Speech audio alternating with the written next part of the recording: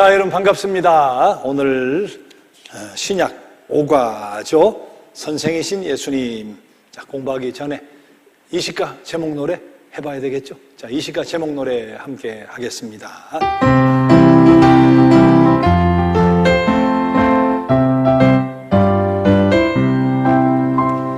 때가 차서 말씀이 육신이 되어 참사람이신 예수, 목회에 대한 대면자 예수, 선생 예수님, 구세주 예수님, 어둠에 비친 빛, 빈 무덤 주님이신 그리스도 복비치기 믿음, 데살로니가 전후서, 고린도 전후서 교회, 디모데 전후서, 베드로 전서 거짓 교훈 성화재림, 신구약사.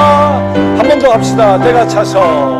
때가 차서 말씀이 육신이 되어 참사람이신 예수, 목회에 대한 대면자 예수, 선생 예수님, 구세주 예수님, 어둠에 비친 빛, 빈 무덤 주님이신 그리스도 복비치기 믿음, 데살로니가 전후서, 고린도 전후서 교회, 디모데 전후서, 베드로 전서 거짓 교훈 성화재림, 신구약 40과.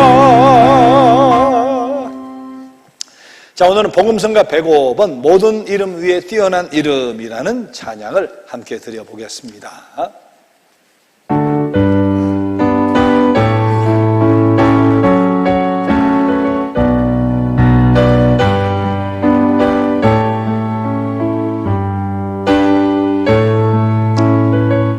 조금 빨리 해요.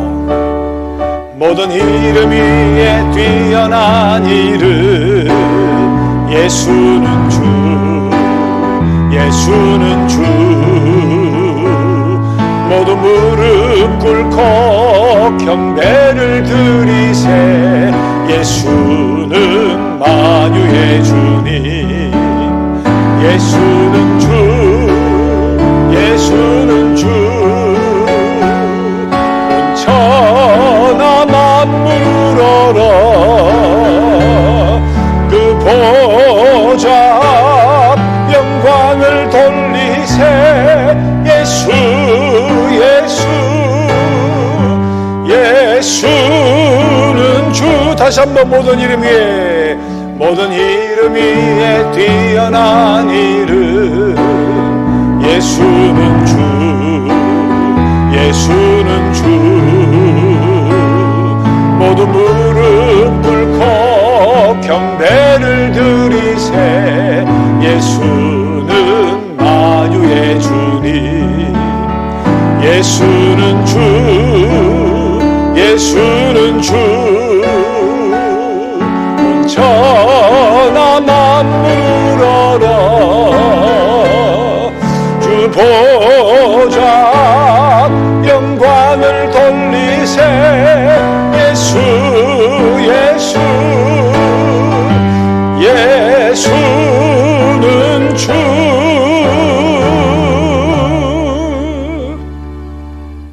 오늘 기도 담당이 안 계시는 것 같은데? 자, 우리 교육부서에 있는지 모르겠어요. 자, 기도하고 시작하겠습니다. 하나님, 오늘도 우리 정성스럽게 하나님을 크게 높여드리고 이 시간 또 하나님 말씀을 함께 묵상하고 또 말씀으로 훈련 받으려고 이 자리에 모였습니다. 우리 주님이 어떤 분이시고 어떻게 되기를 원하시고 어떻게 될 수 있는가 하는 것을 친히 보여주신 그 삶의 발자취를 따라 우리도 걸어가려고 합니다. 오늘 함께 배우는 또 나누는 모든 말씀들이 새로운 것을 깨달아 알 뿐만 아니라 가슴 속에 뜨겁게 자리하게 해주시고, 그리고 우리의 삶 속에 실천적인 삶으로 살아낼 수 있는 그런 능력으로 함께해 주시기 원합니다. 잘 이해될 수 있게, 잘 소화될 수 있게, 그리고 그렇게 우리에게 다가온 하나님의 말씀이 우리의 삶의 능력으로 나타날 수 있게 주님 역사해 주옵소서. 예수님의 이름으로 기도드립니다. 아멘. 자, 때가 참에 해봅시다. 시작. 때가 참에 하나님이 그 아들을 보내사 여자에게서 나게 하시고 율법 아래 나게 하신 것은 율법 아래 있는 자들을 속량하시고 우리로 아들의 명분을 얻게 하려 하심이라. 갈라디아서 4장 4절 5절 말씀. 오직 사랑 안에서 참된 것을 하여 범사에 그에게까지 자랄지라. 그는 머리니 곧 그리스도라. 에베소서 4장 15절 말씀. 이같이 너희 빛이 사람 앞에 비치게 하여 그들로 너희 착한 행실을 보고 하늘에 계신 너희 아버지께 영광을 돌리게 하라. 마태복음 5장 16절 말씀. 자, 516 도로를 타고 가면서 암송해야 될 이 말씀 다시 해봅시다. 시작. 이같이 너희 빛이 사람 앞에 비치게 하여 그들로 너희 착한 행실을 보고 하늘에 계신 너희 아버지께 영광을 돌리게 하라. 516 타면 자동으로 나와야 됩니다. 아시겠죠? 자, 다음 주는 우리 완전 순서대로라고 했으니까 오늘 못한 분은 다음에 하시고, 현원학 집사님 다음 주에 기도하고 발표입니다. 건너가시려고? 그러면 우리 송혜선 집사님은 이미 졸업을 하셨고 그때 그 많은 사람 가운데 탑5 안에 들은 졸업생인데 또 하세요, 또. 자, 그러면 송혜선 집사님 다음 주에 기도하고 부탁합니다. 자, 지난번은 율법, 전통, 성별, 그 세 가지 우리가 잘 기억을 하자고 했죠. 하나님이 저들에게 은혜로 주신 선물, 율법, 전통, 성별인데 뒤에 아주 하늘이 환하고 문개구름이 아주 보기가 좋잖아요. 이것은 선한 목적으로 주신 거죠. 좋은 거죠. 그리고 선한 목적을 위해 주신 거죠. 그 선한 목적이 뭐겠어요? 율법 속에서 하나님이 원하시는 것이 무엇인가 하는 것을 잘 깨닫고 전통, 아름다운 전통, 신앙의 전통 잘 지키고 성별된 사람으로서 책임적인 정말 삶을 잘 살아서 그 다음 어떤 목적이죠? 복의 근원이 되고 그런 능력을 가지고 세상을 변화시키고 영향을 끼치고 땅의 모든 사람이 복받게 하는 그런 도구로서 주신 거잖아요. 저걸 통해 잘 무장해가지고 약속, 의무, 예언, 땅의 모든 족속이 복을 받도록 하기 위한 수단과 도구로 주신 건데 마지막에 약속, 의무, 예언은 어디로 날아가 버리고 의무도 어디로 날아가 버리고 이것만 있으면 괜찮다, 복이다. 자기들은 물속에 빠져들어간 것도 몰라요. 지금 구원의 여망이 없어지고 빠져들어간 것도 모르면서 이것이 있으니까 다 됐다, 좋다 그러고 살아가는 거죠. 완전히 곡해시킨 거예요. 완전히 왜곡시켜 버린 거예요. 율법, 전통, 성별을. 자, 거기에 대해 예수께서 그냥 두지 않고 이것의 원정신이 무엇인가, 주신 뜻과 목적이 무엇인가 하는 것을 가르쳐 주셨던 거죠.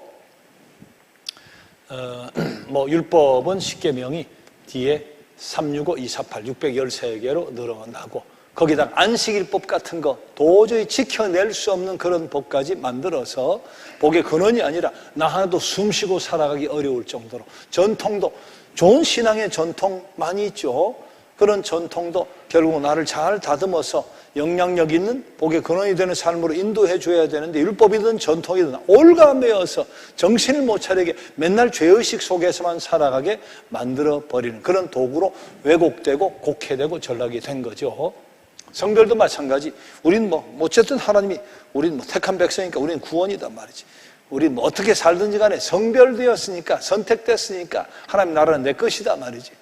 저들의 삶이나 의무나 책임이나 그런 것은 갖다 내던져버려도 선택된 백성, 성민이니까 괜찮다.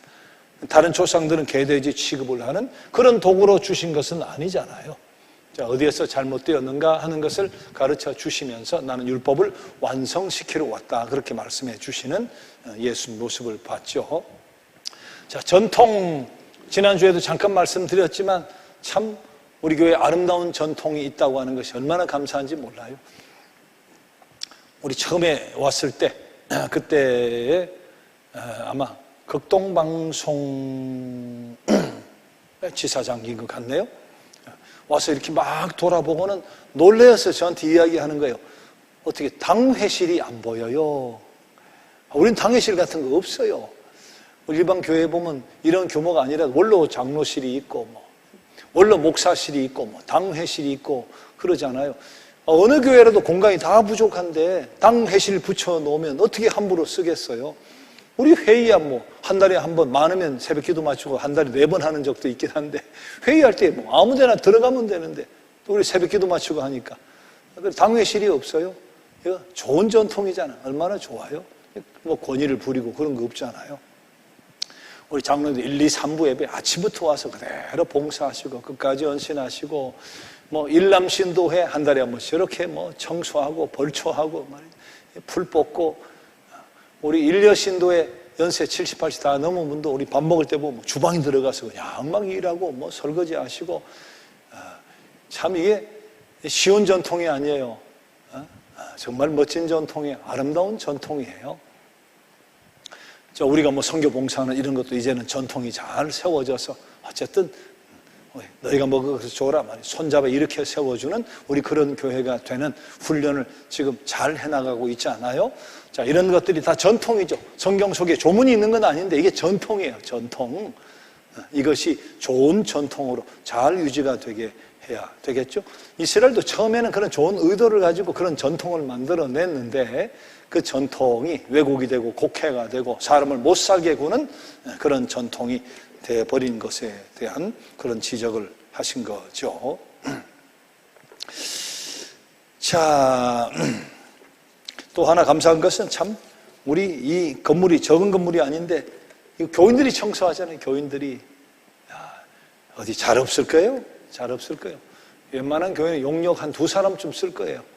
우리 교인들이 와가지고 당번 정해 그냥 교구별로 청소해. 화장실 권사님이 해, 여권사님이 또 안수 집사님들이 해.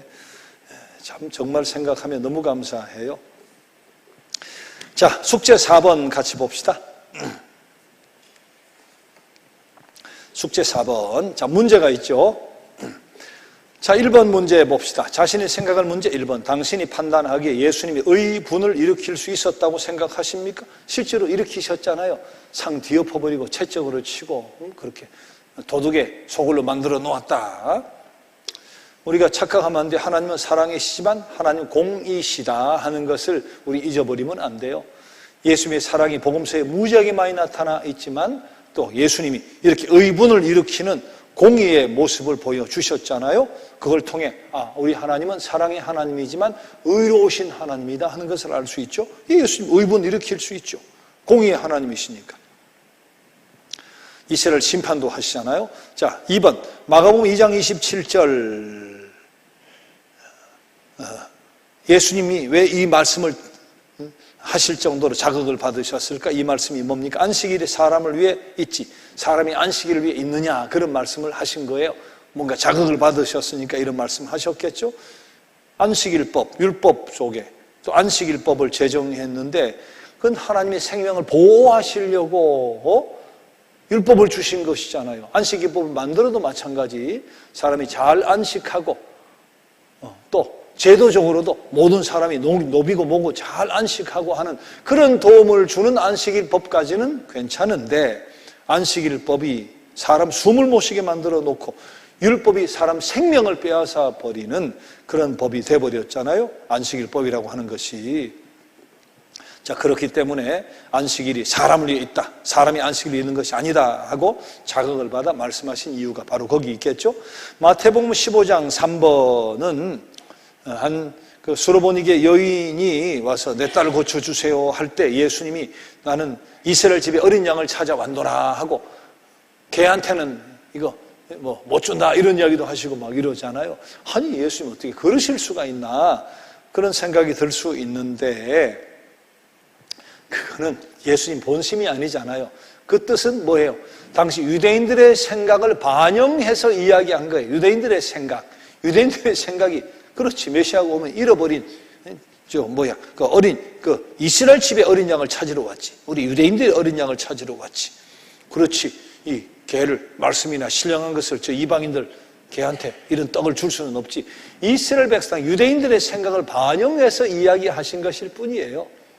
그때 여인이 상에 떨어지는 부스러기도 먹지 않습니까? 하고 개가 다윗의 자손이여 나를 불쌍히 여기소서 그렇게 이야기하는데, 제자들은 성가시니까 그냥 보내소서 그래요. 이런 것이 다 반영된 것이 예수님의 표현. 이스라엘 집에 어린 양을 찾아왔노라. 또 자녀의 떡을 개에게 줄 수 없다.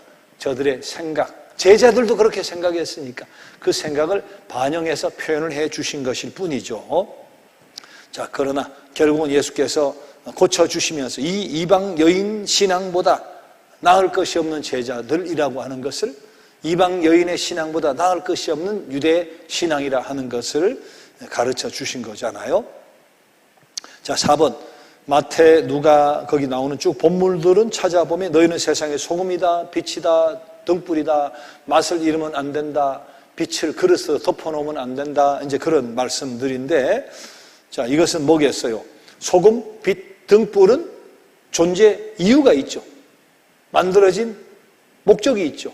그게 뭐겠어요? 소금은 짜게 하는 거, 등불은 밝게 하는 거. 이게 뭘 비유하는 것이겠어요? 근데 짜게도 못하고 그릇으로 대빵으로 덮어놓고, 원래 소금에 이유가 있어요. 목적이 있어요. 등불과 빛에 그것을 만드는 이유가 있고 목적이 있어요. 율법도 마찬가지고 성별도 마찬가지고 전통도 마찬가지라는 거죠. 하나님 율법을, 소중한 율법을 잘 주셨으면 이유가 있고 목적이 있어 준 것이 아니냐. 자, 그 말씀을 하시는 거죠. 근데 그걸 뚜껑을 덮어놓고 맛은 잃어버리고, 그럼 율법의 의미가 없잖아요. 성별의 의미도 없잖아요. 자, 짜게 해야 되고 밝게 해야 되고 하듯이 율법을 주신 목적, 너희들 선택해 주신 목적이 분명하다. 그것이 뭡니까? 약속, 의무, 예언이에요.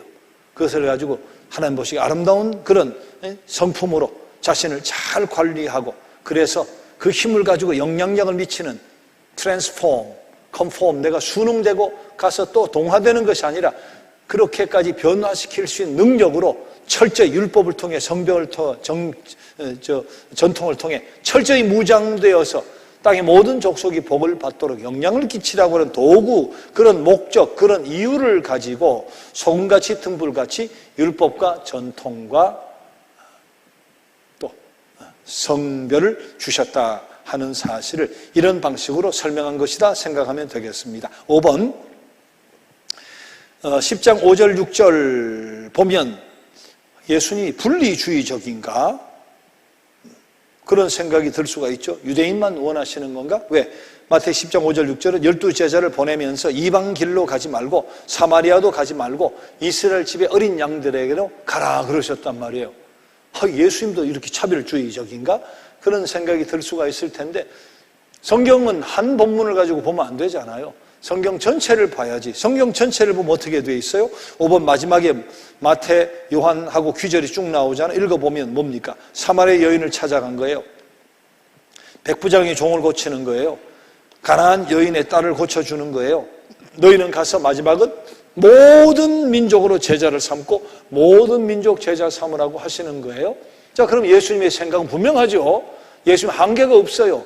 땅의 모든 족속이 복을 받도록 하는 거예요. 가나안 여인, 삭개오, 가늠한 여인, 백부장, 사마리아 사람 구별이 없잖아요. 모든 민족에게 복음을 전하라 하셨으니까.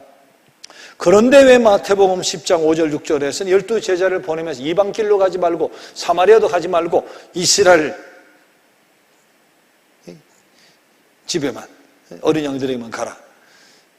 자, 이것은 예수님 전체 하신 말씀 보면 예수님 분리주의적인 차별주의자가 아니잖아요. 그건 이렇게 생각해 볼 수가 있죠. 이게 첫 훈련이에요. 여러분 전도 훈련 받고 둘이서 이렇게 나갈 때 얼마나 두렵고 힘들겠어요.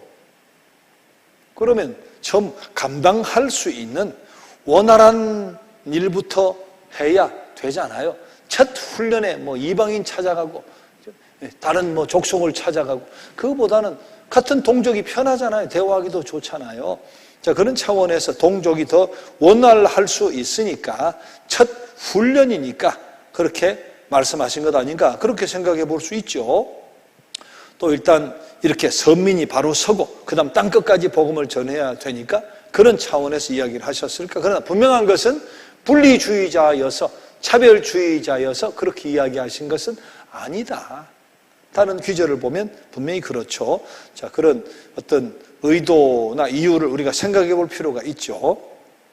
자, 여섯 번째, 구약 성서의 이해 없이 예수님 말씀과 행동을 이해할 수 있다고 생각하십니까? 그럴 수도 있지만 또 어떤 부분들은 구약 성경의 이해 없이 신약 성경을 이해하기가 어려운 부분이 많죠. 그래서 구약 성경을, 구약 역사를 우리가 잘 연구할 필요가 있어요. 예를 들어 선한 사마리아 사람의 비유를 이야기하잖아요. 뭐 사마리아 사람이 그랬나 보다, 뭐 싸매주고 그랬나 보다, 그렇게 생각할 수 있는데 그것이 감동이 되거나 자극이 되는 이유가 뭡니까?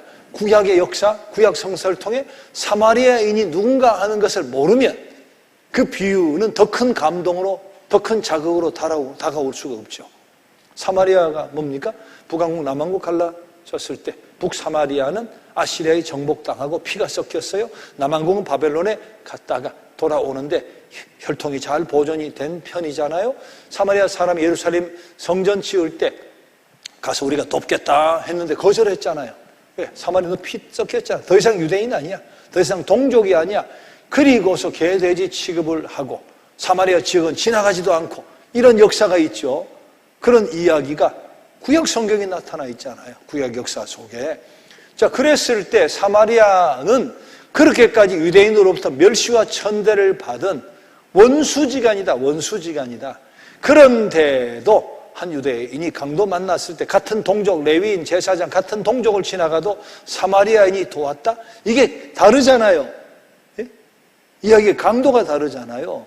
자, 그런 차원에서 우리가 성경의, 신약 성경의 많은 이야기들도 우리 구약 성서의 이해 없이는 더 직접적으로 그리고 더 바르게 이해하기 어려운 그런 부분이 있기 때문에 우리가 구약 성경을 잘 이해하는 것, 그것은 굉장히 중요한 일이다 하는 겁니다.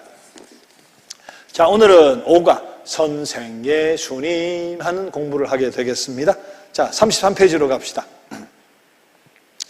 자, 여기서는 뭘 공부하려고인가 하면 지난번도 사실은 선생 예수님과 같은 거죠. 예수님이 육신이 입고 이 땅에 오신 세 가지 이유, 지팡이에 꽃이 3번 휘감아 올라가는 걸 잘 기억해야죠. 첫째는 당연히 우리의 구원을 위함이에요.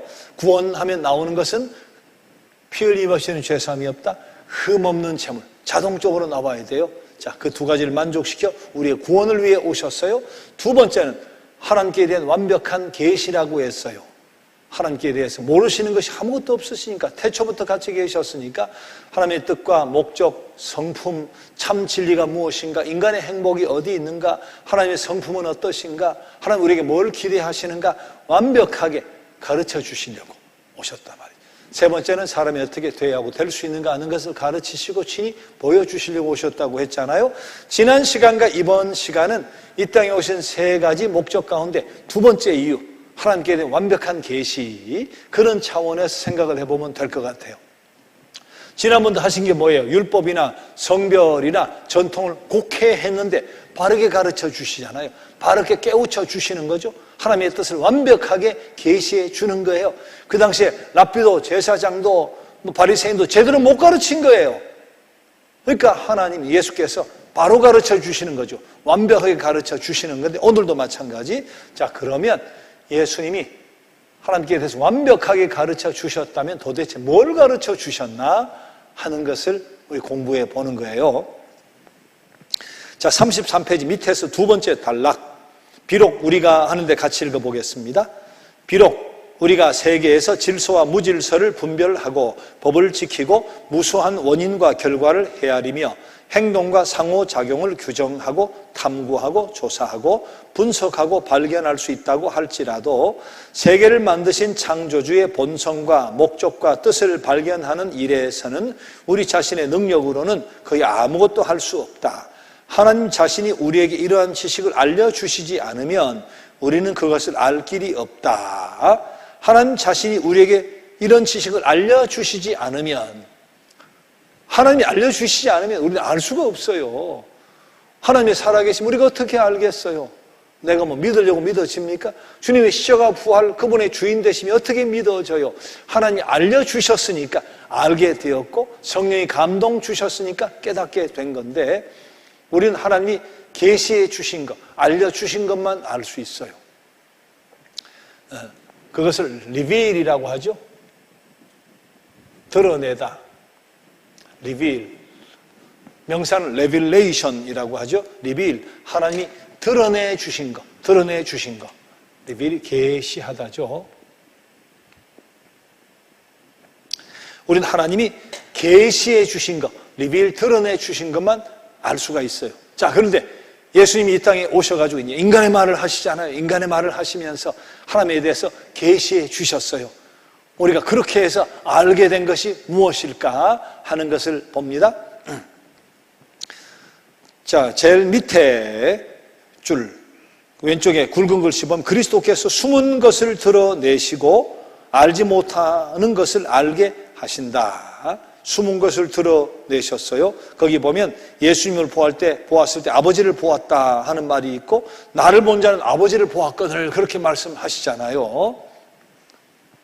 그래서 예수님이 오셔서 전하신 말씀, 그 모든 것은 하나님의 완벽한 뜻이 계시되는 것이죠. 여기 그림을 보세요. 자, 그림 보면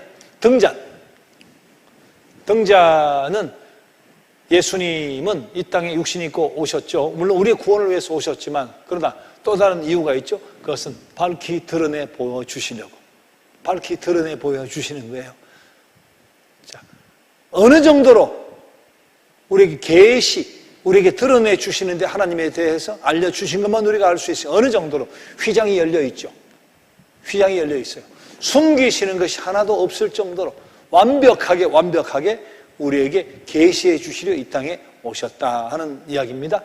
등불은 빛이잖아요. 밝게 빛나는 거죠. 하나님께 대해서 우리를 알게 해 주시려고, 뜻과 목적, 성품, 모든 진리에 대해서 우리에게 알게 해 주시려고 예수님이 오셨는데, 어느 정도로 휘장을 확 걷어 제쳐서 비밀이 없게, 숨겨진 것이 없게 모든 것을 완벽하게 우리에게 계시해 주시려고 예수님이 이 땅에 오셨어요. 자, 그럼 계시해 주신 것이 무엇인가? 자, 첫 번째 왕관을 봅시다. 왕관은 하나님을 상징하는 거예요. 왕관이 걸쳐 있어요. 하늘에 걸쳐 있고 지구에 걸쳐 있고, 하늘과 지구에 걸쳐 있거든요. 그래서 우리에게 가르쳐 주신 것이 많은데, 그 중에 대표적인 몇 가지를 그림에 담았는데, 첫째는 하나님은 하늘과 땅을 다스리신다.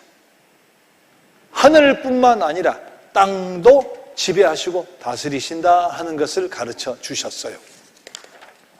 34페이지 보세요. 그래서 가르쳐 주신 것이 뭡니까? 주기도문이잖아요. 하늘에 계신 우리 아버지여 하다가 나라가 임하시옵소서, 뜻이 하늘에서 이루어진 것 같이 땅에서도 이루어지이다. 이게 무슨 말이에요? 창조주 아버지는 하늘뿐만 아니라 땅도 통치하신다 하는 것을 가르쳐 주신 거예요. 중요한 것은 땅도 통치하신다.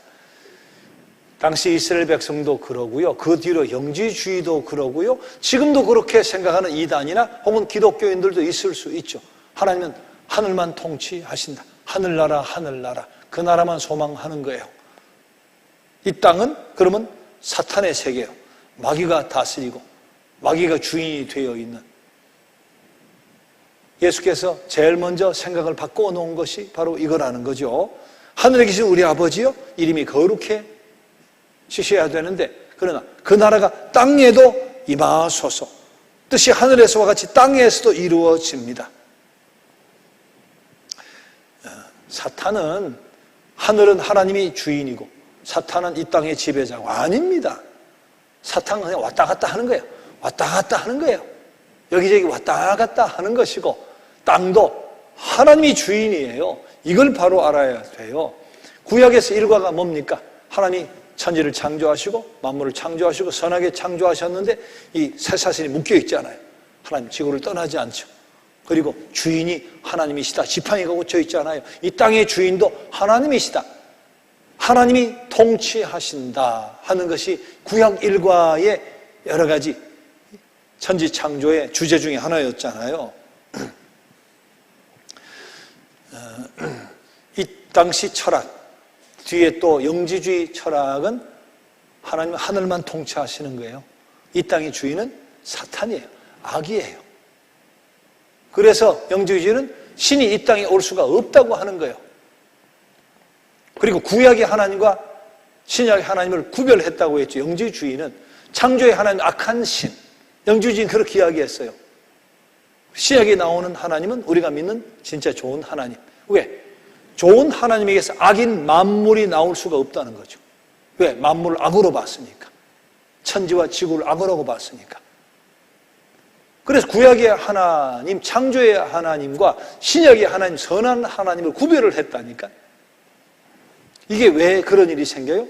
이 땅은 사탄의 세상이다, 사탄이 지배한다 생각하니까 그런 생각이 나오는 거예요. 이게 이원론이죠. 이원론. 윗세계는 선하고 아랫세계는 악하고, 영은 선하고 육체는 악하고. 이원론. 지금도 있어요. 우리 여호와의 증인이 이 이원론의 대표적인 그런 이단이죠. 여호와의 증인은 하늘은 선해요. 그래서 이 땅은 하나님이 지배하시고 통치하시는 그런 개념이 아니잖아요. 이 땅은 악해요. 군대도 가면 안 돼요. 투표도 못하게 하죠. 여호와의 증인은 나라가 하나 이런 거 투표 같은 것도 못하게 합니다.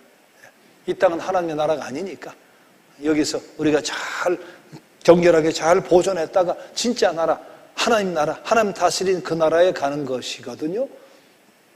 이게 이렇게 무섭다니까요. 말 하나예요. 하나님이 하늘과 땅을 창조하신다. 땅도 지배하신다. 도자 하나 차이인데 땅도 지배하신다, 통치하신다, 도자 하나 차이인데 이렇게 달라진다고요. 예수님이 이걸 가르치셨어요. 나라가 임하시오며 아버지의 뜻이 이 땅에서도 이루어지다. 왜? 이 땅이 하나님의 세상, 하나님이 지배하시는데 곳곳에 아버지의 뜻이 이루어지지 않은 곳이 있으니까 그것까지 완벽하게 아버지의 뜻이 이루어지게 해야 될 하나님의 포도밭이다. 아버지의 세계다. 그걸 우리가 분명히 알아야 된다 하는 것을 가르쳐 주신 것이다. 자, 그래서 34페이지 세 번째 단락 그러므로 하는데 읽어봅시다. 시작. 그러므로 우리는 먼 날에 올 어떤 가려진 그 순간까지 하나님께 복종하기를 주저하거나 지체해서는 안 된다. 우리는 지금 역사적인 순간에 그리고 이 포도원에서 그를 섬기라는 부름을 받았다. 우리가 살고 있는 땅은 그의 땅이며 우리가 사용하고 있는 그의 좋은 선물이다. 우리가 마시고 있는 공기는 그의 것이며 우리가 즐기고 있는 햇빛도 그의 것이다. 이것은 아버지의 세계다. 우리는 그가 통치하는 왕국 한 영역에서 다른 영역으로 가는 동안 걸음걸음마다 왕의 깃발을 메고 가도록 부르심을 받았다. 자, 됐습니다. 우리가 그가 통치하는 왕국 한 영역에서 다른 영역으로 가는 동안 우리 아버지 나라로 가잖아요. 근데 지금 이 영역, 이것도 뭐라 그랬어요? 하나님이 통치하시는 왕국 한 영역에서 우리가 저 나라로 또 다른 영역으로 간다. 그 영역, 이 영역 하나님이 주인이시다. 하나님이 통치하신다. 이 땅도 하나님의 포도밭이다. 그걸 우리가 분명히 알아야 돼요. 하나님이 세상을 선하게 창조하셨잖아요. 그리고 보기에 좋다고 하셨잖아요. 우리는 부르시는 그날까지 이 땅이 그때 창조의 원리대로 질서대로 하나님 보시기에 선하다, 좋았더라 하는 아버지의 나라가 되도록 만들어가야 될 책임이 있다 말이죠. 정치가 되었든 경제가 되었든 문화가 되었든 자연이 되었든 환경이 되었든 다 마찬가지죠. 자, 그런 의미에서 예수님이 가르쳐 주신 것 중에 중요한 것, 창조주 하늘 아버지는 하늘과 땅의 통치자시다. 하늘뿐만 아니라 땅도 통치하신다. 그래서 우리가 땅에 대한, 이 세상에 대한 책임적인 그런 사명을 감당해내야 되는 거죠. 우리만 잘 믿고 예수 믿고 우리만 깨끗하고 그렇게 하다가 천국 가면 된다. 그건 하나님이 우리에게 주신 신앙이 아니에요. 우리에게 주신 가르침이 아니에요. 자, 두 번째는 보석을 생각합시다. 보석. 여기 보석이 두 개 있잖아요. 하나님은 하늘과 땅도 통치하시는데 그걸 가르쳐 주셨어요. 자, 그 다음 두 가지 보석 중에 하나는 하나님의 뜻과 목적을 가르쳐 주셨고 하나님의 성품, 속성을 가르쳐 주셨어요. 품성. 예수님이 하나님께 대해서 가르쳐 주신 건 하나님의 뜻과 목적, 그리고 하나님의 품성, 하나님의 성품을 가르쳐 주셨죠.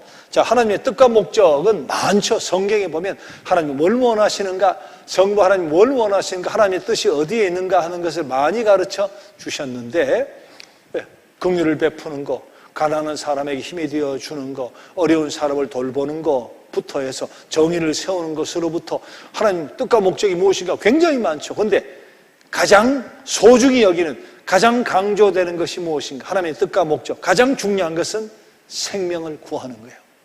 잃은 영혼을 구하는 거예요. 그래서 예수님 누가복음 15장에서 세 가지 비유를 연달아 하시죠. 탕자의 비유도 거기 나오고, 양 하나 잃어버렸다가 99마리 양 놓고 찾아가는 그런 잃은 양을 찾는 비유도 나오고, 여자가 은전 하나 잃어버렸다가 찾는 이야기도 나오고, 누가복음 15장에 잃어버렸다 찾는 거 세 가지가 다 나오죠. 잃어버린 아들, 잃어버린 은전, 잃어버린 양.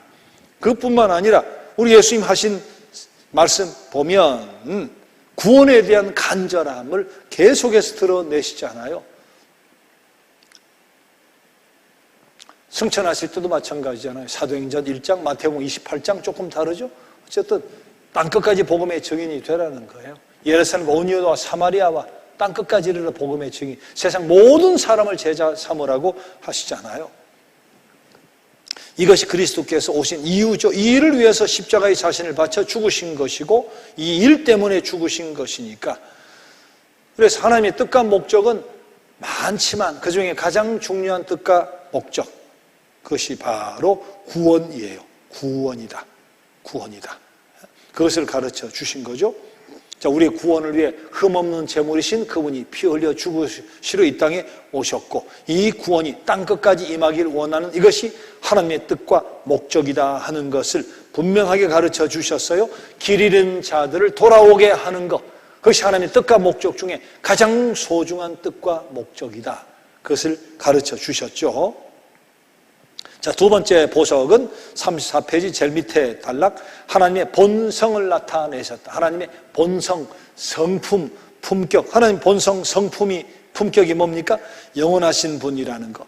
계시지 않는 곳이 없다. 무소부재. 모든 것을 아신다. 전지하시고, 모든 것을 하실 수 있다. 전능하시고, 거룩하시고, 사랑이시고, 이런 것을 가르쳐 주셨죠. 하나님이 어떤 분인가 하는 것을 가르쳐 주셨어요. 또 상을 뒤엎어버리고 독사의 자식들아 하시면서 하나님이 사랑과 더불어 공의의 하나님이다 하는 하나님의 성품도 보여주신 거죠. 35페이지, 하나님 모든 능력을 갖고 계신다. 하나님 지혜는 무진장하시다. 순결하시고 의로우시고 바르고 신실하시고 참되시고 변치 않으시고 자비로우시고 인자하시고 오래 참으시고. 자, 이것을 말씀으로 가르치시고 하나님과 동등하신 그분이 삶을 통해서 보여주시면서 하나님의 본성, 하나님의 속성, 하나님의 품성을 가르쳐 주신 거죠. 자, 그 다음 가르쳐 주신 것은, 우리 그림 설명은 제가 하는 대로 하시면 돼요. 지난번 지팡이에 꽃 올라가는 것도 그렇고 다른 것도 제가 하시는 대로 하면 돼요. 자, 예수께서 우리의 구원을 위해 이 땅에 오셨지만 하나님께 대해서 완벽하게 리빌, 하나님을 드러내 알게 해주시려고 오셨죠. 밝히 하나님에 대해서 밝히 드러내 보여주시려고 이 땅에 오셨어요. 그리고 정말 휘장을 확 열어 제쳐 숨김이 하나도 없게 하나님께 대해서 온전히 알도록 우리에게 가르쳐 주셨잖아요. 그 첫 번째가 하나님은 하늘과 땅도 통치하신다. 땅도 하나님의 포도밭이다. 하나님의 뜻이 임해야 될 하나님의 포도밭이다 하는 것을 가르쳐 주셨어요. 그 다음 하나님의 뜻과 목적이 무엇인가 하는 것을 가르쳐 주셨죠. 가장 소중한 것은 길 잃은 자들을 돌아오게 하는 것, 구원. 하나님의 가장 큰 뜻과 목적이 바로 거기 있다 하는 것을, 잃은 양, 잃은 은전을 비롯한, 또 친히 삭개오를 부르고 사마리아 여인을 찾아가고 친히 그 일을 끝까지 하신 거 아니에요. 하나는 하나님의 본성, 성품, 품성을 가르쳐 주시죠. 말씀으로 자신의 삶을 통해 사랑이고 공이고 전능하고 알지 못하는 것이 없고 하는 모든 것에 대해서 가르쳐, 하나님에 대해서 가르쳐 주셨죠. 뜻과 목적, 성품에 대해서 가르쳐 주셨습니다. 자, 그 다음 여기 걸쳐있는 지팡이와 작은 멸류관이 하나 있는데, 이것은 예수께서 사람이 어떻게 돼야 하고 될 수 있는가 하는 것을 친히 보여주셨다. 이건 신이신 그분, 관은 신성을 이야기하는 거죠. 신이신 그분, 신성을 가진 그분이 친히 인간이 되셔서, 이건 막대기는 인도하는 거잖아요. 인도, 어디로 가야 되는가, 어떻게 돼야 되는가, 사람이 어떻게 돼야 하고 될 수 있는가 하는 것을 친히 가르쳐 주시고 보여주시려고 이 땅에 오셨죠. 그리고 그렇게 보여주셨잖아요. 방법은 무릎 꿇는 철저한 순복이죠. 하나님의 뜻과 목적에 대한 철저한 순복을 통해서 사람이 어떻게 돼야 하고 될 수 있는가 하는 것을 주님이 친히 보여주셨습니다.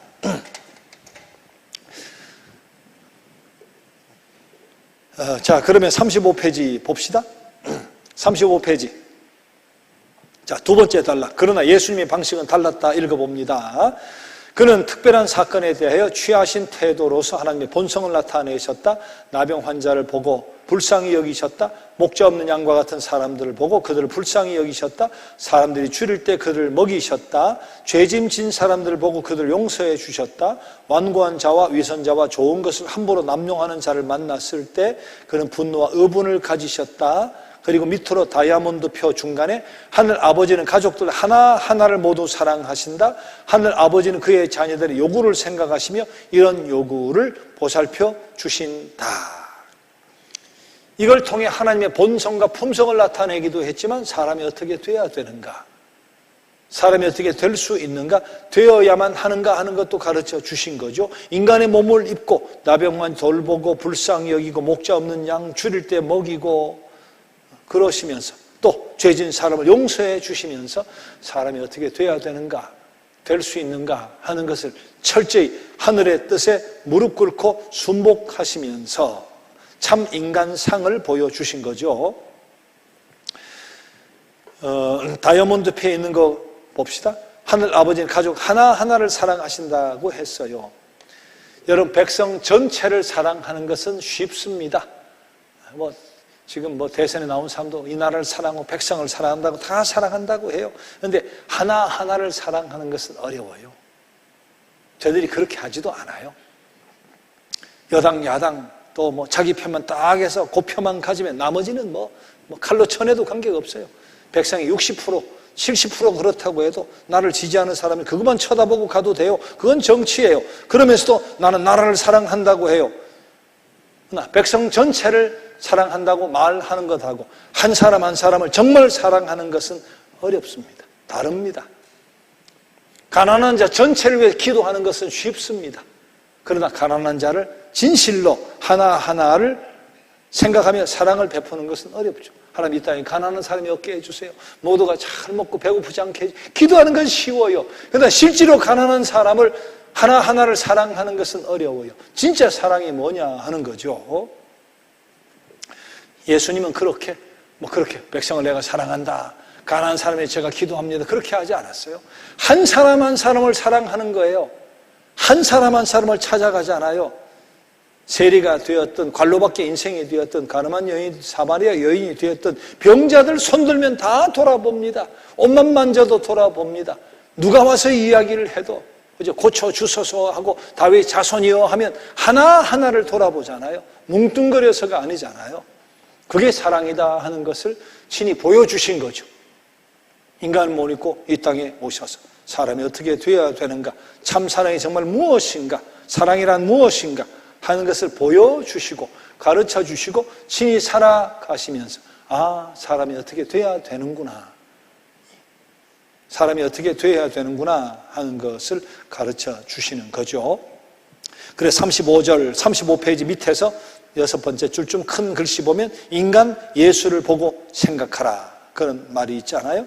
보여주셨으니까 인간 예수를 보고 사람으로 살아간, 그러면 하나님의 성품을 보여주셨을 뿐만 아니라 사람이 어떻게 돼야 하고 될 수 있는가, 되어야만 하는가 하는 것을 가르쳐 주셨죠. 그런 의미에서 선생 예수님이다. 자, 36페이지로 가겠습니다. 자, 그 다음 우리에게 가르쳐 주신 것이 뭡니까? 36페이지 제일 위에 왼쪽에 풍부한 생이 있다, 풍성한 삶이 있다 하는 거예요. 자, 풍성한 삶은 이 꽃밭을 생각하면 되죠. 꽃밭 보세요. 이 꽃밭. 이걸 생각하면서 예수님이 가르쳐 주신 것이 있어요. 정말 참 풍성한 삶이 있다, 진짜 풍성한 삶이 있다 하는 것을 가르쳐 주셨죠. 우리가 신앙을 통해 신앙의 유익이 뭡니까? 하고 이야기하면 저는 세 가지로 이야기할 수 있다고 생각해요. 이 풍성한 신앙의 유익, 그것이 뭘까요? 첫째는 위로, 신앙을 통해 얻는 유익, 평화, 기쁨, 감사, 이런 거, 만족, 행복, 이런 거. 신앙의 유익이에요. 우리 신앙생활하면서 위로받아요. 지각에 뛰어난 하나님의 평강이 빌립보서처럼 그런 평화를 경험해요. 기쁨이 있고 감사가 있고 말이죠. 그래서 만족이 있고 그 어디나 하늘나라 찬양할 수 있고 그래서 행복하고 여호와는 나의 목자시니 부족함이 없나이다 고백하게 만드는 것, 그게 신앙의 능력이죠. 신앙의 세계 속에 바로 이런 세계가 있잖아요. 이것을 경험하고 살아가야 되는 거잖아요. 먹고 살고 하는 것은 하나님 책임져 주신다고 했잖아요. 공중의 새도 책임지고 들의 백합화도 책임을 지는데 진짜 신앙의 유익은 여기 있는 거예요. 내 마음의 위로, 내 마음의 평화, 내 마음의 감사, 내 마음의 만족과 행복. 그보다 중요한 게 뭐가 있겠어요? 자, 두 번째 신앙의 유익은 저는 능력 이상의 삶을 살아가는 것이다.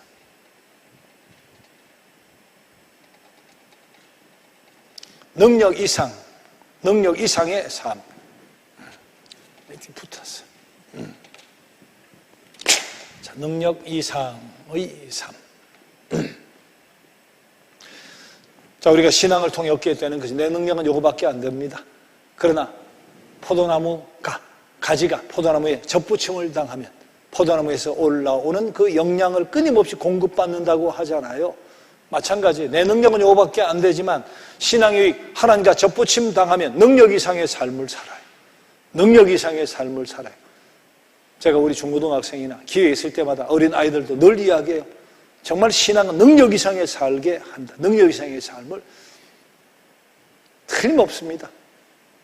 저도 제 가정도 목회하면서 우리 교인들을 통해서도 신앙이 말이에요. 저 사람 요만큼인데 능력 이상의 삶을 사는 거예요. 얼마든지 가능해요. 우리 하나님이 전능하시니까 모든 것을 다 가지신 크신 분이니까. 그래서 나는 이게 없다 저게 없다 못났다 못 배웠다 그렇게 핑계하면 안 돼요. 나는 한계가 있어도 하나님의 능력, 하나님이 내 아버지니까 능력 이상의 삶을 살 수 있어요. 그게 신앙의 능력이에요. 세 번째는 뭐니 해도 영원한 삶이죠. 이걸 첫 번째로 놓을 수 있겠지만 이 땅 살아가서 마지막 얻게 되는 영원한 삶, 부르시면 영원한 아버지의 나라가 신앙의 유익, 궁극적인 유익이잖아요. 얼마나 감사해요. 이 신앙의 유익, 이거 생각하면 이게 꽃밭이죠. 꽃밭. 신앙에 이런 세계가 있습니다. 신앙에 이런 세계가 있습니다. 풍성한 삶이 있습니다. 마음의 위로와 평강과 기쁨과 행복, 능력 이상의 삶, 그리고 영원한 삶 있다. 그런 것이 있다 하는 것을 가르쳐 주셔요. 그런 선생 예수님이에요. 그런데 어떻게 가능한가 한 구체적인 방법도 가르쳐 주시죠. 그것은 바로 두 줄기 빛이에요. 빛. 이건 뭡니까? 하나님과의 관계 속에서 가능한 거예요. 이 풍성한 삶이 어떻게 가능한가? 하나님과의 관계 속에서 가능한 거예요. 그것을 분명히 가르쳐 주시는 거죠. 자, 여러 번 반복해서 말씀드려서 여러분 다 알고 계시지만 흙으로 사람을 만드시고 그리고 코에 생기를 후 불어 넣으셨잖아요. 그 생기는 지금 우리가 수는 숨하고는 다르단 말이지. 그런 거 안 불어 넣어도 짐승 다 코로 숨쉬고 피부로 숨쉬고 살잖아요. 짐승. 그렇게 안 불어 넣어도 그때 불어 넣은 것은 지금 우리 숨쉬는 숨이라기보다도 영이다, 영. 인간에게만 숨을 불어넣었거든요. 인간에게만 영을 불어넣은 거예요. 그때 숨은 루아흐, 우리에게 불어넣은 영이에요, 영. 자, 그런 차원에서 짐승은 영이 없잖아요. 무생물도 영이 없잖아요. 그러니까 하나님을 알아보지 못하죠. 예배하지 못합니다. 왜? 영이신 하나님과 교제하려면 똑같은 영이 있어야 교제가 돼요. 우리만, 인간만 하나님과 교제할 수 있는 거예요. 예배할 수 있고. 자, 그런 차원에서 영의 자리를 만들어 놓은 그 자리를 비워 놓으면 저 풍성한 삶은 불가능해요. 진짜 저 꽃밭의 풍성한 삶, 신앙의 유익은 어떻게? 영의 자리를 채우는 거예요. 하나님과 관계 속에서. 영이신 하나님을 모셔드리고 영의 자리를 채워나가고 가득가득 채워나가는 거죠. 그 자리를 하나님과 교제 속에서 채워나가면 신앙의 저런 유익을 경험하게 되는 거죠. 그것을 가르쳐 주신 거예요.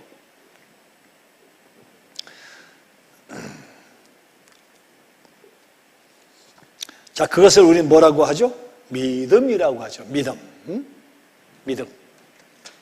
요게 열쇠를 믿음이라고 생각합시다. 바로 믿음으로 하나님과 교제하고 영의 자리를 채우고 믿음으로 하나님과 교제하고 영의 자리를 채움으로 이런 풍성한 삶을 살아갈 수 있다. 바로 이 1, 2, 3 이 삶을 살아갈 수 있다는 것을 가르쳐 주신 거죠. 예수님께 가르쳐 주신 것 중에서 이런 것보다 더 귀한 게 어디 있겠어요? 하늘과 땅을 통치하신다. 땅도 통치하신다. 그리고 하나님 뜻과 목적이 있다. 길 잃는 자가 돌아오게 하는 것이다. 하나님의 품성, 전지, 전능, 무소, 부재, 사랑, 공의, 끝없는 하나님의 성품을 가르쳐 주시고 보여주셨잖아요. 그리고 그와 더불어 친히 사람이 어떻게 되고 될 수 있는가 하는 것을 하나님의 뜻에 철저히 순복하면서 가르쳐 주셨잖아요. 긍휼히 여기는 마음, 사랑이 무엇인가? 뭉뚱그레가 아니라 한 사람 한 사람을 찾아가고 고쳐주고 가난한 사람 도와주고 힘이 되어주고 손잡아 주는 것, 그것이 바로 사랑이다. 철저히 무엇이 사랑인가? 또 사람이 어떻게 되어야 하는가 하는 것을 보여주셨죠. 자, 그와 더불어 중요한 것이 뭡니까? 풍성한 삶이 있다.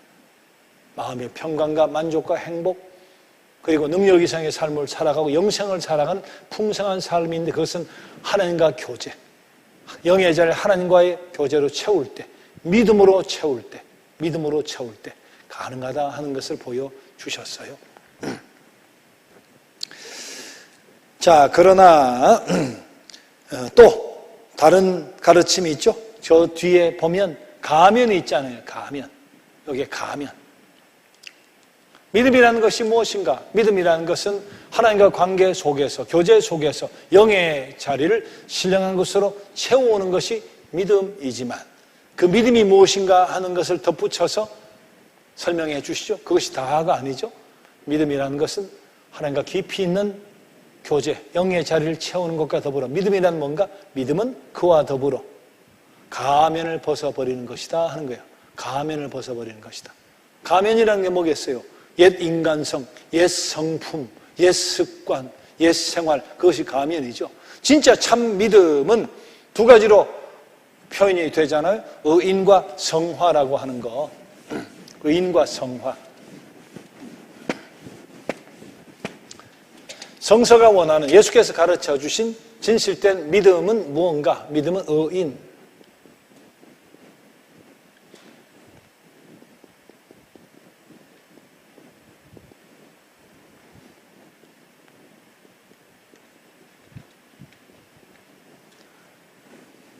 자, 이게 사실은 믿음이죠. 예수께서 가르쳐 주시는 믿음. 여기 말하는 믿음이라는 것은 뭔가? 의인, 의롭다고 인정받는 거예요. 그것은 내가 주님을 내 마음속에 모셔드리고 예수가 그리스도로 고백하는 그 순간 의롭다고 인정해 주시는 것. 전혀 의롭지 않은 더러운 모습으로 남아있지만, 아직도 부끄러운 모습으로 남아있지만 그 믿음의 고백을 보고 의롭다고 인정해 주시는 믿음이죠. 자, 그런데 그 믿음은 자연스럽게 성화로 연결이 되잖아요. 거룩한 삶. 이것이 합해질 때 그게 참 믿음이죠. 바로 그 믿음을 이야기하는 거예요. 그 믿음. 자, 그런 믿음으로 하나님과의 바른 관계 교제 속에 들어가고 주님을 영접하고 뿐만 아니라 가면을 벗어 던지는 그런 삶이 병행되는 그 믿음이 풍성한 삶으로 인도한다. 마음의 위로와 행복과 평강으로, 그리고 능력 이상의 삶으로, 영원한 삶으로 인도하는 믿음은 바로 그런 것이다 하는 것을 가르쳐 주시죠. 믿음은 의인과 성화, 삶이다. 삶이다. 자, 그러나 이런 그래프를 제가 구약에 여러 번 그려 드린 적이 있는데, 그럼 내가 어느 만큼이 돼야 내가 믿음과 성화, 의인과 성화로 내가 인정받아 저런 능력 있는 삶을 살아가나 걱정스럽겠지만, 분명한 건 우리가 잘하면 된다는 거죠. 머리 대신 그리스도에까지 잘하라, 잘하라 그렇게 이야기하잖아요. 자, 이것을 의인이라고 한다. 의인 혹은 믿음이라고 한다. 이것을 성화라고 하자. 삶이라고 하자. 자, 그랬을 때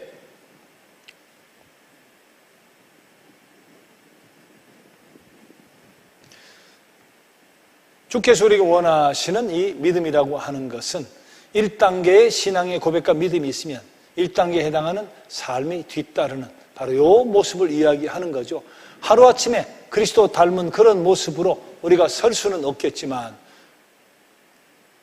그러다 내가 믿음이 2단계, 4단계, 5단계로 올라갔다고 하면서도 삶의 모습은 여전히 이런 단계에 와 있다고 하면 이 성과는, 하나님의 나라에 가는 성과는 거리가 멀잖아요. 믿음은 하나도 없으면서 거룩한 삶을 살고 남들보다 더 윤리적인 도덕적인 삶을 산다고 하나님 나라로 갈 수 있느냐? 그건 또 아니죠.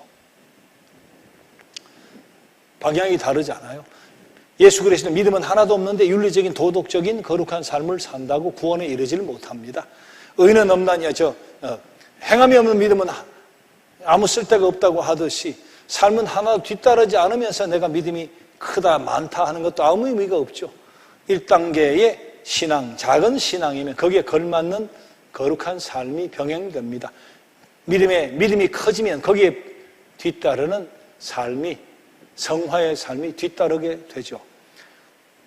그 사람의 삶이 성화가 이 정도인데 믿음이 이 정도다, 이건 있을 수가 없어요. 믿음이 5인데 성화의 삶은 1이다. 아니, 이 사람의 믿음이 1밖에 안 되니까 그 사람의 삶이 1 되는 것이지, 믿음은 5인데 성화의 삶은 1이다. 그건 있을 수가 없죠. 그래서 열매를 보아서 알죠. 열매를 보아서 알 수가 있는 거예요. 우리가 원하는 것은 비록 5단계, 이만한 단계에서 하나님의 부름을 받으면 좋지만, 우리가 같이 신앙생활하는 믿음이 약해서 2단계에서 요만한 삶을 살아도 이건 구원의 도선상에 있는 것이기 때문에 하나님 나라로 불림을 받는 아무 문제가 없죠. 중요한 것은 믿음과 삶이 연결이 되어야 되는 거죠. 참 믿음, 하나님과의 바른 관계, 그 바른 관계는 가면을 벗어 던지는 삶으로 연결되어져야 된다. 그것이 더 풍성하고 커지면 더 큰 신앙의 능력과 의미를 경험하겠죠. 더 큰 행복, 더 큰 푸른 풀밭 맑은 물가, 더 놀라운 능력 이상의 삶을 경험하게 되는 거잖아요. 자, 믿음으로 그릇된 가치관을 버려라 하는 것이 36페이지 밑에서 세 번째 단락에 있죠. 그릇된 가치관을 버려라. 자, 그런데 제일 밑에 보니까 예수님은 그 관계를 위협하는 적들의 정체를 보여주셨다 그랬어요. 그건 저기 그림의 검은 구름과 번개, 어둠의 세력이 실제한다. 하나님의 세상, 하나님이 통치하시는 세상이지만 어둠의 세력이 실제한다는 거죠. 사단과 악의 세력이 오는 사자와 같이, 광명한 천사와 같이 그렇게 다가오는 악의 세력, 그는 주인은 아닙니다. 이 사탄은 왔다 갔다 하는 거예요. 왔다 갔다, 여기 갔다가 저 갔다가 한번 찔러봤다가 저기 갔다가 왔다 갔다 하는 것이죠. 그러나 악의 세력이 실제하죠. 실제하는 것이죠. 자, 그 상황 속에서 중요한 것은 우리가 하나님과 바른 관계에 믿음을 가지고 그릇된 습관, 옛 인간성, 그것을 다 벗어 던져 버리고, 자, 또 하나가 남아있죠. 바로 깨끗함, 성결을 유지하는 겁니다. 대야잖아요. 대야는 깨끗함을 이야기하는 거죠. 자, 가면을 던져 버리고 성스러운 책임을 감당하는 거룩한 그릇이 되어서 성스러운 책임을 감당하는, 걸머지는 그런 삶에까지 나아가야 된다 하는 것을 가르쳐 주셨습니다. 자, 37페이지 예수님은 바른 관계에 따르는 성스러운 책임을 말씀하셨다. 그래서 세족식 하는 것 같은 우리 저런 대야와 수건이잖아요. 자, 거룩한 삶에 더불어 성스러운 책임. 그러기 위해서 동기에 대한 부단한 평가를 해야 된다 그랬어요. 예수님은 하나님 결과만 보시는 게 아니죠. 동기, 결과가 그래도 동기가 불순하면 잘했다고 칭찬하지 않습니다. 그래서 동기, 사람이 보이려고 하지도 말고, 구제할 때 나팔 불지도 말고, 금식할 때 편해지도 말고, 자랑하지도 말고, 그런 인간적인 동기를 가지고 하지 말라고 하는 거죠. 자, 그 다음 혈통을 초월한 관심이에요. 제일 밑에 줄 마태복음 5장 43절, 사랑할 만한 자를 사랑하는 것은 누구나 다 할 수 있다. 그런 말씀을 하시는 거죠. 혈통을, 사랑할 만한 사람만 골라가며 사랑하는 거, 그건 누가 못해. 세상 사람도 다 하는데 혈통을 초월한 관심이에요. 사마리아 사람, 가나안 사람, 이방 사람, 구수 사람 관계가 없죠. 그래서 복의 근원이 되는 거 아니겠어요? 자, 동기 자체가 인간적인 동기로 하지 말아라. 하나님 우리 마음의 중심을 보신다. 그리고 혈통을 초월해서 사랑해라. 또 인간의 약점에 대한 인내와 용서의 마음도 이야기했어요. 1년에 7번까지 용서하라. 그런 말씀 하시는 거죠. 자, 이런 성스러운 책임을 이야기하시는 거예요. 제가 전에 교회에 있을 때 남편이 가정을 돌보지 않은 분이 계세요. 자, 교회 부인은 물론 중직자인데, 근데 남편은 한 푼 가지도 주지 않고 가정을 돌보지 않는데, 근데 이 부인이, 이 여신도가 시댁 행사에는 열심입니다. 그리고 시어머니 생신이 되면 한 푼도 안 가지고 남편에게 어머니 돈 갖다 드리라고 남편에게 주는 거예요. 근데 그렇게 내가 용서하고 나니까 내가 자유로워지더라. 내가 적극적으로 그렇게 용서하고 그렇게 살아가니까 내가 자유로워지더라. 오히려. 근데 그 집 사위도 또 IMF 뒤에 실직을 했어요. 일을 하지 않는 지가 10년 이상이 됐는데 딸이 너무 고생하니까 사위가 얼마나 믿겠어요. 근데 그러면서 사위도 용서했다고 그런 이야기를, 간증을 제가 신방 가서 들은 적이 있는데, 그런 분도 있더라고요. 그렇게 남편, 그렇게 사위, 그렇게 용서하면서 자유로워지고 풍성한 삶을 살아가는 분이 계세요.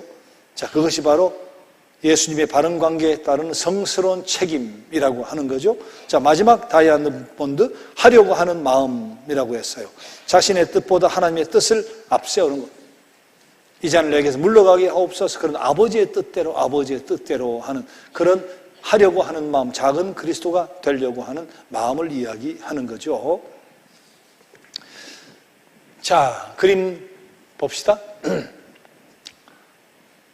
자, 예수님은 세 가지 이유로 이 땅에 육신 입고 오셨는데, 두 번째 이유가 하나님께 대한 완벽한 계시죠.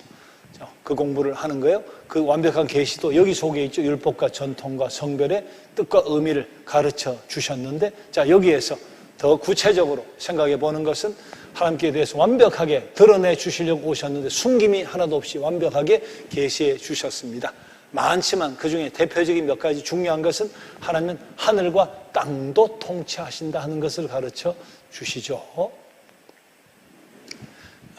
그리고 하나님의 뜻과 목적이 무엇인가 하는 것을 가르쳐 주시는 중에 가장 중요한 뜻과 목적, 길 잃은 자들이 돌아오게 하는 것, 저들의 구원, 모두가 하나님의 영원한 자녀가 되는 것이 하나님의 뜻과 목적이다 하는 것을 승천하시면서까지 가르쳐 주셨고, 하나님의 본성, 하나님의 성품, 품성, 전지, 전능, 무소, 부재, 사랑과 공의 모든 것을 말씀으로 또 삶으로 가르쳐 주셨습니다. 뿐만 아니라 신이신 그분 인간의 몸을 입고 오셔서 사람이 어떻게 되어야 하고 될 수 있는가 하는 것을 성부 하나님의 뜻에 철저하게 복종하시며 순복하시면서 가르쳐 주셨죠. 사랑이 뭔가, 한 사람 한 사람을 사랑하는 것이다.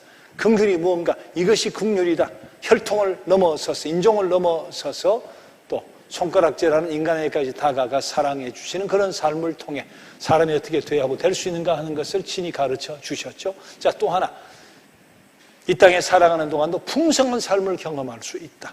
그 풍성한 마음에 참 행복과 평안 같은 거죠. 인간 내 능력 이상의 삶을 살아가는 그런 풍성함이죠.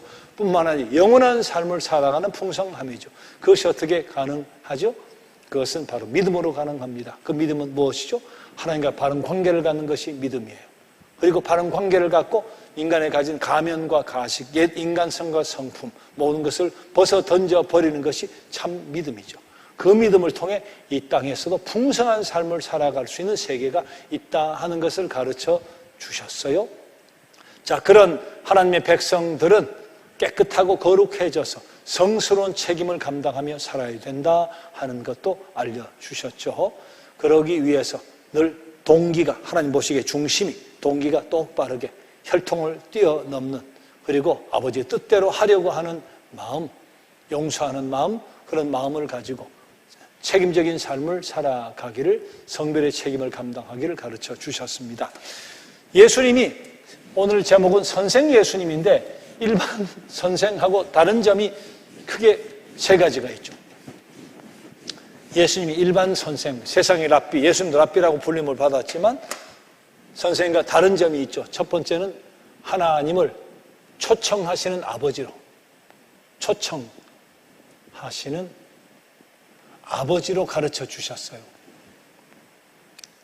하나님을 초청하시는 아버지. 예전에는 지성소, 성소 아무나 못 들어갔어요. 아무나 못 들어가죠. 그러나 휘장을 착 찢으시잖아요. 예수님 십자가에 달려 돌아가시 휘장이 착 찢겨지잖아요.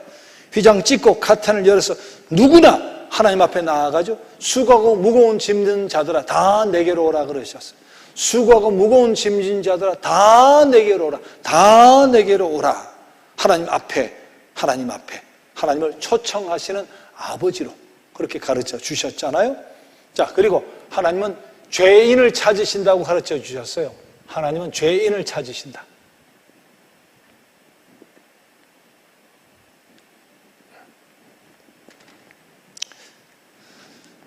예수님 오시기 전에는 죄인은 근처도 못 가요. 죄인은 갈로 바뀌어요. 죄인은 손가락질이에요. 죄인은 상종하지 못해요. 그러나 예수님 어떤 선생으로? 죄인을 찾으신대. 죄인을 찾으. 아홉 마리 양 놓고 한 마리 찾으러 가요. 이런 동전 탕자의 비유. 과거에 그렇게 안 가르쳤어요. 세리창기는 지옥불에 갈 것들 이렇게 가르쳤지. 그러나 하나님 그런 죄인도 찾으신대요. 스스로 찾아가시잖아요.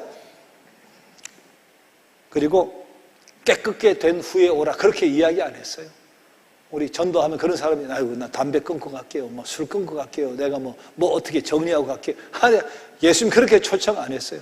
죄 있는 자 오라 그랬어요. 건강한 사람 의사가 필요 없잖아. 죄 있는 사람, 아픈 사람, 병든 사람 오라. 병든 사람 와라. 깨끗게 된 후에 오라. 먼저 선해지라 하질 않았어요. 먼저 죄인들은 나오라는 거예요. 나오면 그 다음 새로워지고 끊어지고 변화되고 한다고. 일단은 죄 있는 자 오래요. 죄 있는 자 오래요. 먼저 나오라고. 요즘도 잘못 생각해서 자꾸 미루는 핑계거리 되는 사람 있지만 예수님 그렇게 안 가르쳤어요. 죄인을 찾으신다.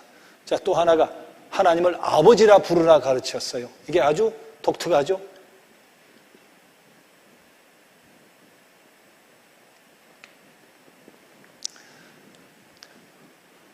예수님 전에는 어떤 누구도 이렇게 가르치질 않았잖아요.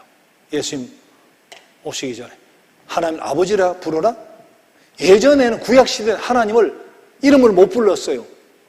하나님의 이름을 가르쳐 준 적이 있어요. 나는 스스로 있는 자니라 하고 이름을 가르쳐 주셨는데 난 스스로 그게 여호와죠. 여호와. 근데 구약시대 여호와 이렇게 못 불렀어요. 지금 우리가 여호와 하나님, 야훼 하나님 부르는데 그때는 못 불렀어요. 가르쳐 주셨는데도. 그래서 아도나이라고 불렀어요. 아도나이 주님이에요.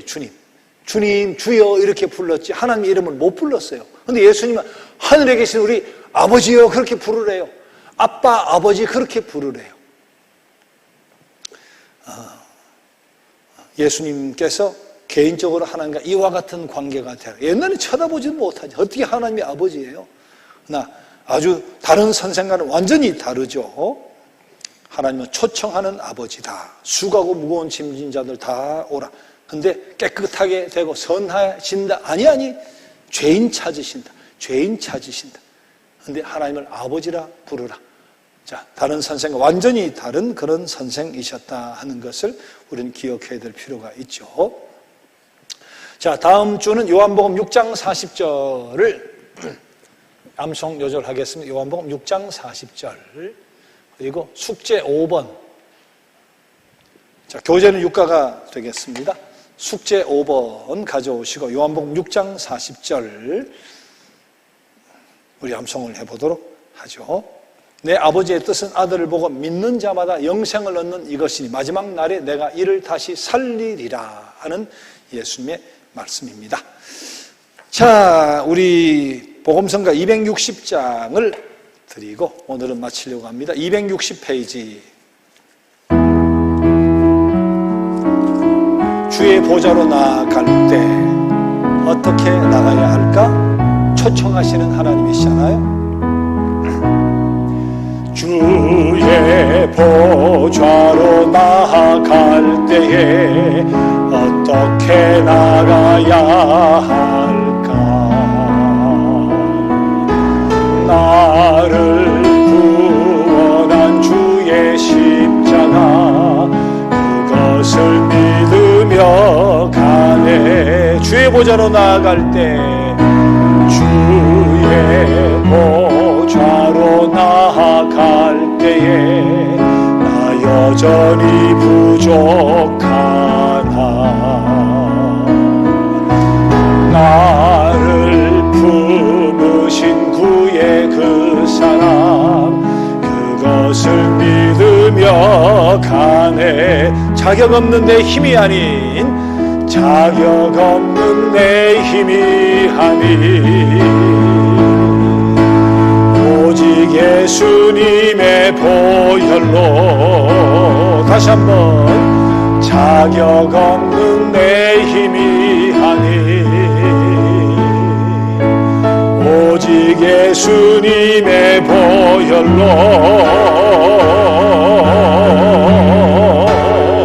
십자가의 보혈 완전하신 사랑 힘입어 나갑니다.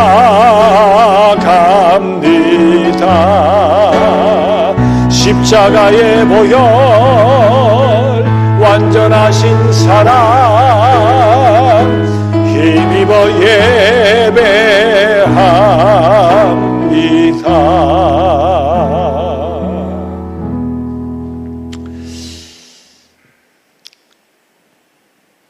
예수님 하나님에 대해서 뜻과 목적, 진리, 참 성공의 비결, 행복의 비결 모든 것에 대해서 우리에게 완벽하게 숨김없이 가르쳐 주셨으니 감사합니다. 그리고 성령께서 우리에게 다가오셔서 그 깨달은 바를 알게 하시고 감동받게 하시고 믿어지게 하시고 주의 길 따라 걸을 수 있도록 도와주셨으니 감사합니다. 자격 없지만 우리를 부르시고 죄인이지만 부르시고 아버지라 부르게 하시고 하나님과 특별한 관계 속에 살아가게 하신 우리 주님 가르쳐 주신 대로 또 보여주신 대로 그 길을 아름답게 참 스승이신 예수님의 뒤를 잘 따라가는 저희가 되게 하여 주옵소서. 우리 하나님과의 바른 관계 영의 자리를 충만하게 풍성하게 채우게 하시며 하나하나 우리의 껍데기 끊임없이 우리의 가면, 가식, 위선 다 벗어던져 버리고 그리고 정말 성스러운 책임을 잘 걸머쥐고 감당해내면서 하나님 약속하신 풍성한 삶, 세상은 알 수 없는 풍성한 삶과 감격과 행복, 능력 이상의 삶을 경험하고 살아가는 복된 주인공들 되게 하여 주옵소서. 감사드리며 예수님의 이름으로 기도드립니다. 아멘. 자, 다음 주에 뵙겠습니다. 수고하셨습니다.